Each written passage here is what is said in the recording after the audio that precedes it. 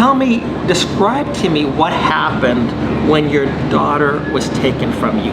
What happened? You were an unsuspecting father. Yes. Tell me what happened. So, and you can name the place. We're in Rockwall. Rockwall, Texas. I used to live in Rockwall, Texas. I know a lot of the people in Rockwall, Texas. Some of the judges in Rockwall, Texas.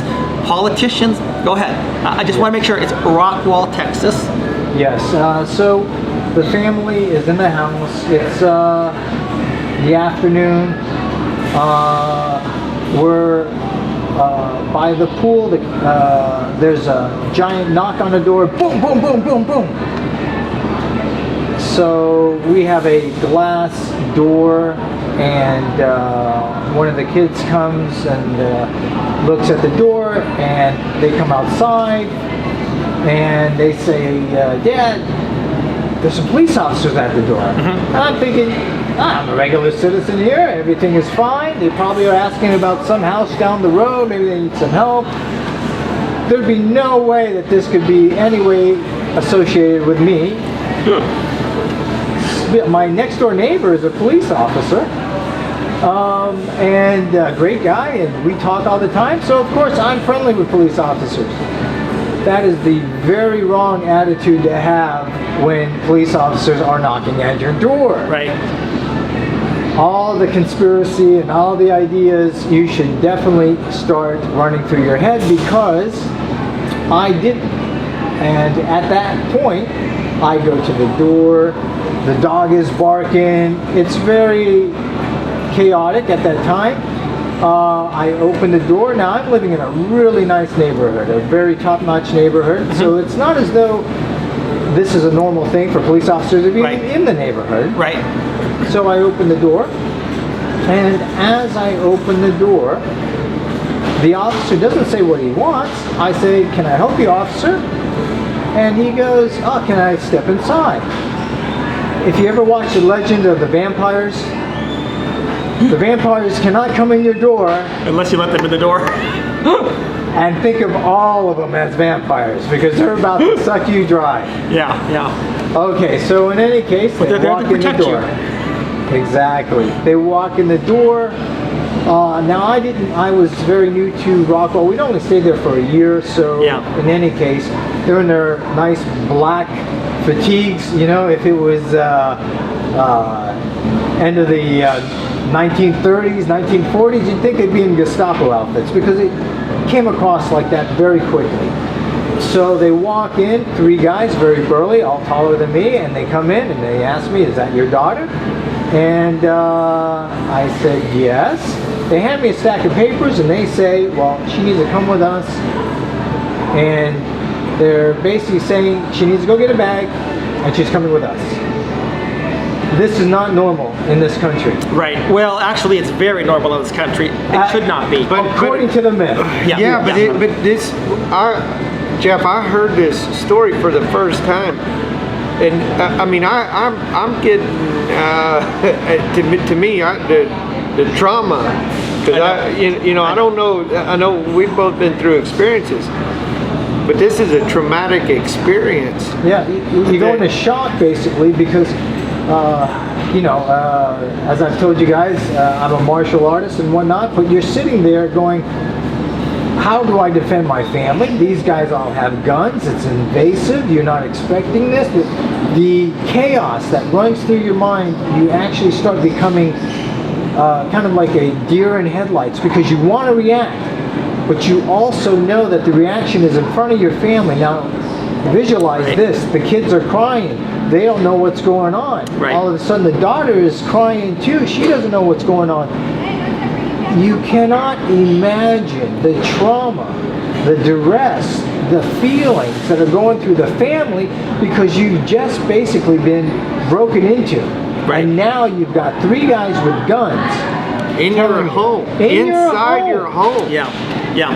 And we didn't even know that they were sheriffs. We didn't know that. And I still to this day think there was a call from a friend, because a lot of these legal players know who to call to get things enforced without actually going through certain avenues.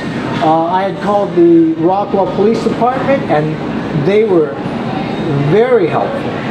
because they were trying to find out who did it. Well, hold on for just a second, because this is a valid point. You had 3 men appearing. It appears legitimate. Right?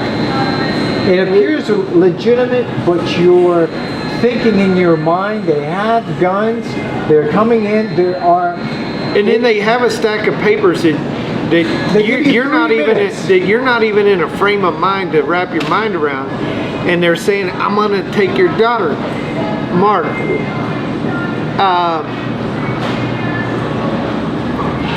you do know now that these were actual police officers. They weren't police officers, they were sheriffs. They did have actual badges that they were given by the government, but you're given your bomb rush. Basically, they bomb rush you, they hand you this stack of papers, and they said 5 minutes, 3 minutes, tell the girl, get her bag, she's going with us. And the thing is, you have to think about it psychologically. They do this on purpose so you have no really context of what's going on, right? Because if you did, you would be able to get an attorney on the phone, look through all these papers and so forth, but they don't want you to do that. Right. They came in 2 black SUVs. This is total third world nation here, where it's shock and awe.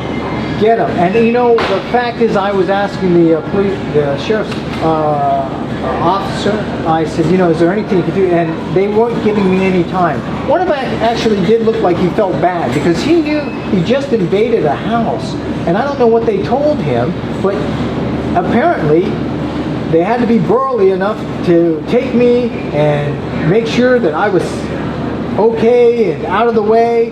But he walked in, and here we are, normal family, we got kids, he's looking around, and you could see. But there was one lead, and there's always the alpha that's in there as the enforcer. Yeah. And he was shoving that paperwork, here you go, here you go, here you go, but wait a minute, let me talk. So, here's something that I want to mention. If it were a person who were not a government employee, you would have what we call the castle doctrine in the state of Texas. Somebody breaking into your house to steal your kids, to kidnap your kids, you are able to defend your house. You are able to defend your family. But you get some type of bogus orders. I don't know who wrote them up. They actually went to Dallas, and they do this to everybody from my research. They ended up getting a TRO, and then dropping it. Now, if it's all that bad... TRO, temporary restraining order. Yes. Right. Mm-hmm. But Jeff, I mean, and we hear this all the time. Right. Well, hear my story.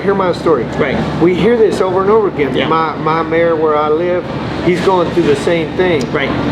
Cops show up, a friend had called, although there were no allegations of abuse or domestic violence, you have 4 cop cars called to your house without this guy's knowledge. They show up, the wife takes the kids and leaves. Similar fashion to Mark here. Yeah. Now in my instance, the deputy was a guy that, he's sympathetic. I'm pretty vocal in my community. He knows who I am. He shows up with these same type of paperwork, a habeas corpus with a writ of attachment. Mm-hmm. And exactly, I mean, here this is like play by play. I mean, these are not. But yet we got this 2503 code in Texas that they won't enforce. They won't even look at it. Yeah. Where a guy wants to see his kids on his designated time, says on the order, law enforcement can use all force necessary to take if it's not being followed. It's very much of a one-way thing. And so, but my point is, like in my case, the guy, I said, you're not taking my kids in a cop car to take them home. I said, I can do this. And I knew I was already pushing boundaries, but I was within my confines of the paperwork. Right. Yet the judges, the law enforcement, it is 100% tyrannical. Yeah, it is tyrannical. And that's kind of what we want to talk about here. Because number one, you're being abused and you're being exploited. I am speaking from my perspective. I think what is going on with you is abusive. I think it's exploitive. Absolutely. I think it's destructive. I think it's completely unjust. I think it's immoral. And if it was the best interest of the child, would you put the child in shock and put all the Yeah. family in shock Yeah. for the best interest? You would not do Well, that. the other thing is that whole best interest of the child, that is that's another one of these magic words. Nobody It's knows a what the seance. best, It's a 100% If you say seance. best interest of the child, you could say, well, it's the best interest of the child that my child wears a red sock and a yellow sock today to school. Oh, the best interest of the child. We must do this. I mean, that there's no, it has It's no a marketing meaning. tool. It is a marketing tool. But the whole thing that's going on is that they are causing trauma in children. And you know, there are things, I met a person up in Hot Springs who had his children taken away from him by CPS. They made a mistake. They went to the wrong home. Do you know they had snipers in his yard? And do you know that to this day, and this happened some years ago, the one child is still traumatized? This happened, I think it was 5 years ago, 4 or 5 years ago. Oh, absolutely. And it's going to be another 10 years before it gets resolved. The same with our children. I mean, how do you explain to them that their sister was ripped out of the house Right. by, and they don't understand. These Right. guys, you know, they're with guns and whatnot. The They are kids were kidnapping 10 the and children. 11. Yeah. And they're going, what's going on? Yeah. The And- process. Well, let me ask you this: have you had any prior experience with law enforcement? Have you been in jail? Do you have any felonies? Nothing. I'm the ideal citizen. I actually am the father who becomes the soccer coach for 4 years, does all the school activities. I have on my accounts, my number one job is full-time father. And that's why they could not take me to court to try to get custody. They had to rip her from me.